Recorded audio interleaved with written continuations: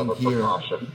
for our healthcare workers, what we're recommending is that they come either in scrubs or clothes, and then they change into specific scrubs for the hospital. And then they remove them and either bring them to the laundromat or put them in a plastic bag. And the laundromat I'm talking about is the hospital, the hospital laundry.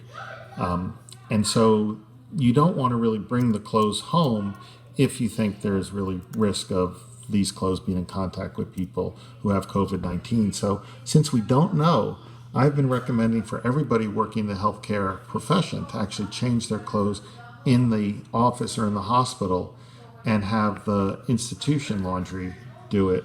But you can do it on your own. A lot of people are actually changing their clothes where they work, putting them in a plastic bag, and then as soon as they get home, throwing them in the washing machine. And that's probably fine as long as you just make sure that you throw that bag out, you don't contaminate other things. But truthfully, it's better if the institution takes care of the laundry than you. I don't know if your wife has that opportunity to do. As far as construction goes, probably you're not in contact with people as much as someone in a healthcare profession. So again, it's just keeping yourself really clean with hand washing any time you touch a doorknob or something that someone else may have handled to wash your hands. I think that's about it. David, Millie, anything else to say on that? Agreed. Okay. Yes, agreed. Well, and again, because you're calling Dr. Radio and you're concerned about it, there's no question that you're going to be more meticulous than most. So thanks for calling, Jeremiah. We're going to head now to Florida and speak to Sarah. Hi, Sarah. Welcome to Dr. Radio. Thank you. I have really enjoyed this show because I have Crohn's. And I have not heard you talk specifically about methotrexate. I take that along with 5 milligrams of prednisone every day. And right now I feel like I might have a target on my back because I'm in the older age group also. But if you could talk about whether there is an impact from methotrexate, Thank you, I'd Sarah. love to hear it. You know, you sound like you're 20 years old, so I can't imagine that you're in that older group. But do you mind if we ask your age?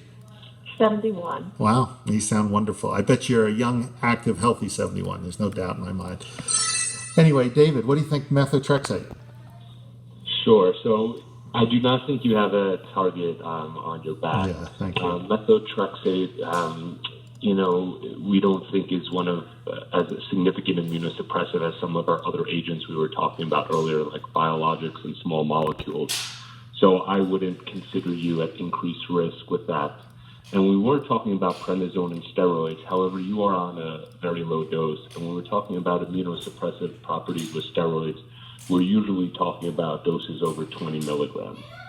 So I don't think you have a target on your back, although as we were saying earlier with, the coronavirus, your age, I would speak to your physician and just talk about your dosing of the medications and just to make sure he's happy with that and your disease is well controlled.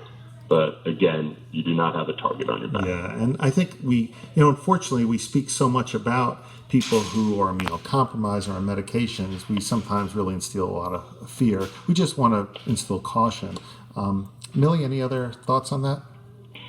No, and I would definitely put methotrexate in a more mild to moderate level of immunosuppression than moderate to severe.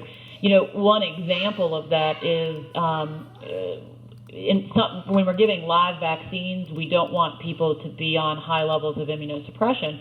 But when we used to have a live shingles vaccine, if you were on methotrexate, I could still give you that vaccine.